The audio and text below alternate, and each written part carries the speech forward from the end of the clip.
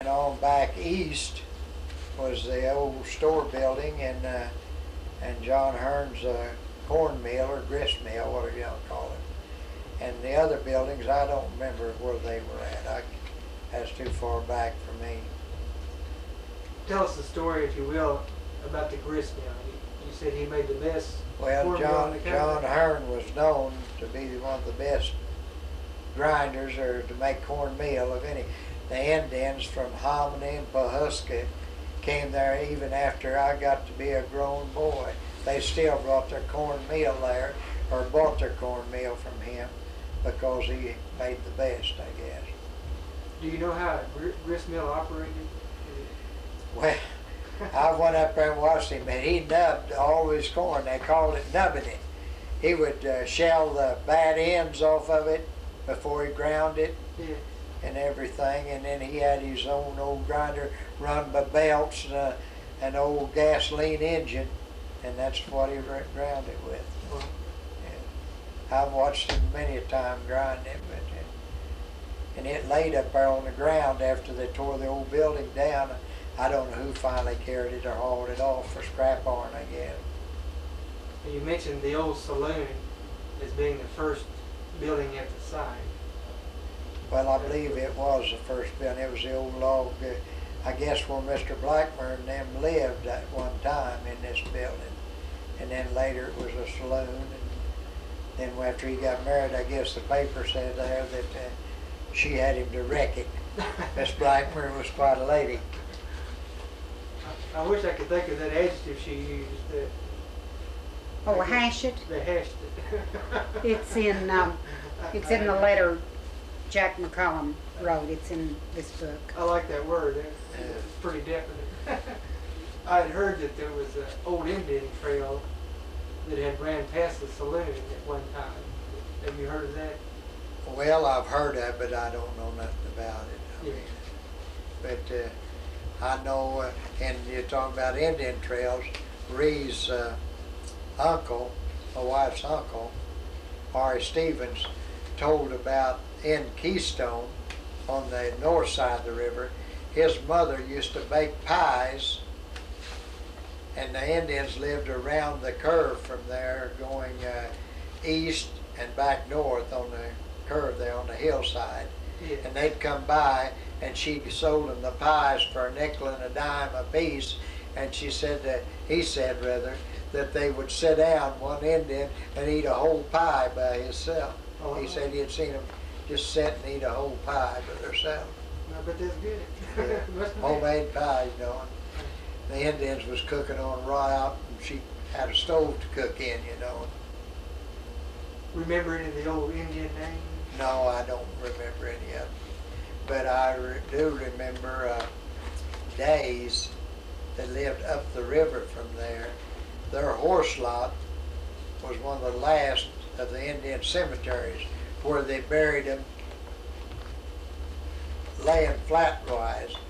Before that, we found some that washed out of banks on my wife's father's place, where they buried him, just dug a shallow hole and just set them down in it with their legs doubled up, and they just stick them down this hole, and there wouldn't be a foot of dirt over top of them.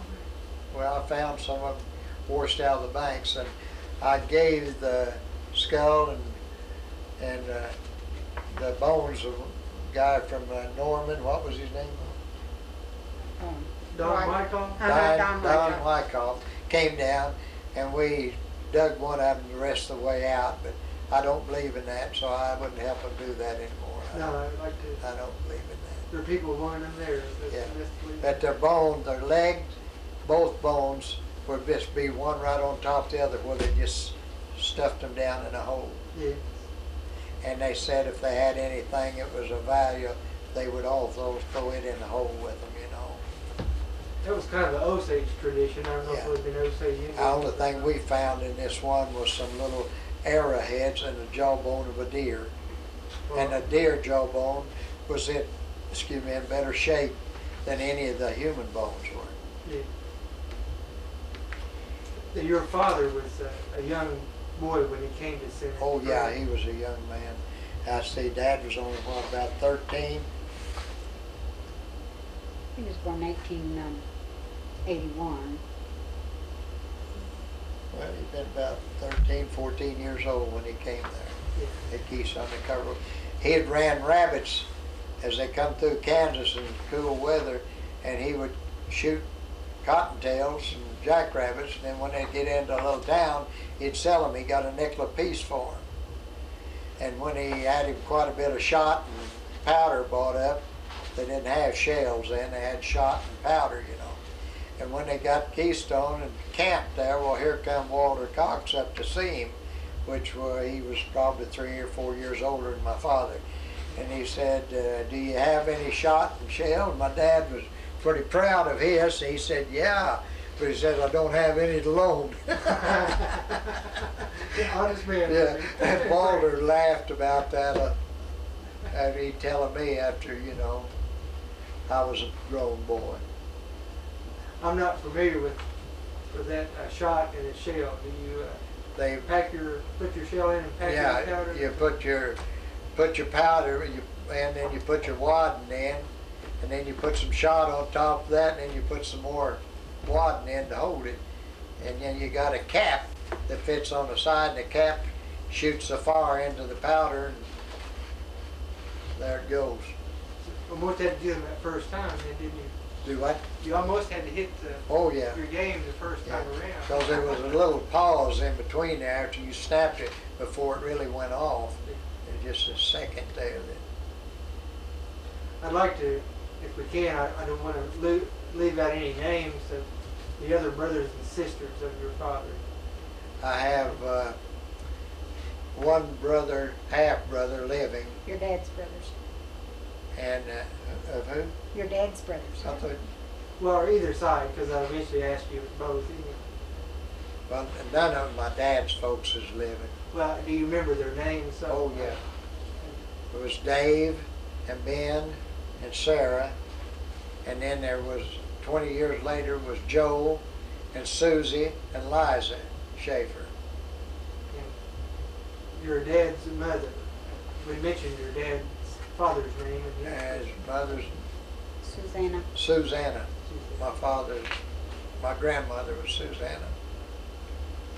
Is this the story where they went back to Kansas to Yeah. visit? Can you tell us that story? Well, he was teaching school in Kansas, and they went up to visit him. Uncle Ben was teaching. Uncle us. Ben was, and his dad and the two smaller girls and their mother, they all went up together, and she became sick while they were up there and passed away. And they wanted to bury her up there, some of them did, and my grandfather didn't want to because he said he'd never get to go back.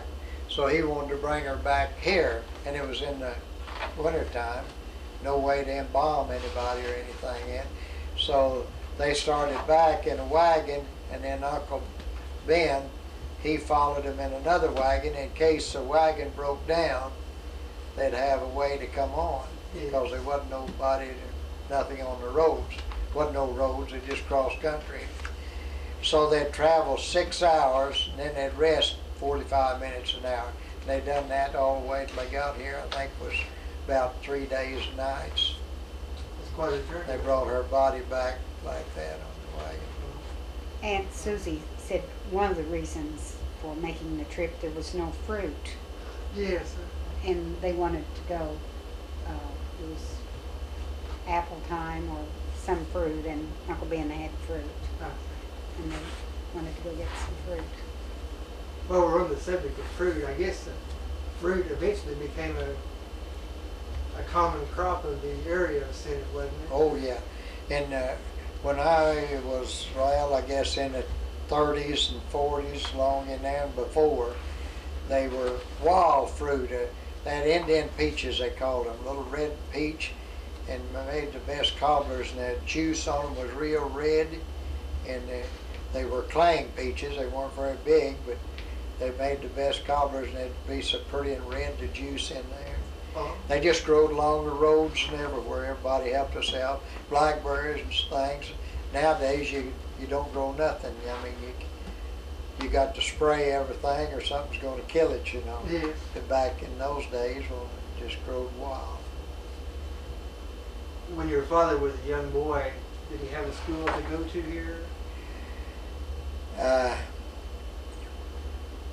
see, where did Dad go to school at? They went to Uncle Ben. Aunt Susie and Aunt Liza went across the I- lake over there, but I they guess didn't across the river on the Appalachia side, Yeah. they had a school over there. And then later, what year did they build a school on the other side? We got this all written down, but Well, we don't have to be exact with it for now. I don't know. I can't remember when they built the new school on this side of the river, but they really thought they had something, I know. I think it may be in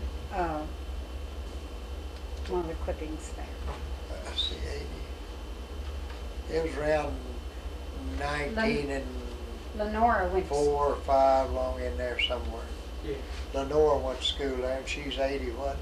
6. 86, and she went the first day of the new school on the south side of the river.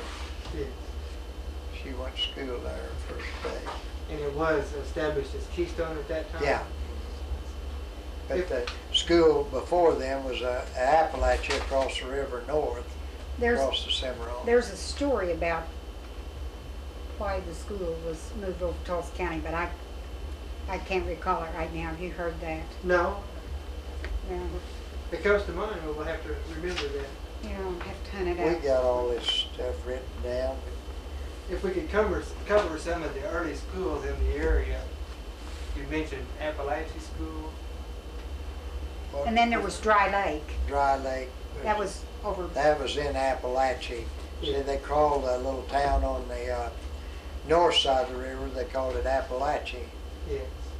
I don't know who. Well, there's a clipping here of somebody that was developing the area named it Appalachia. Can you give a location of where the schoolhouses were at Appalachia or Dry Lake? Well, the school at Dry Lake was just south of the old Dry Lake, right, not far from the waterfront. It was just probably a quarter of a mile from the water. Dry Lake, they called it, because sometimes it did go dry. It was just a natural lake there. Nobody built it or nothing. Do you know where the little island is?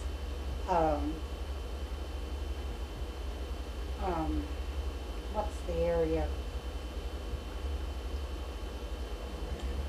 Where the trailer parks are and you go down to the lake at the end of the bridge. Yes. What's that name of that area?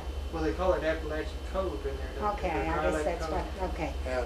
There, you go on a dirt road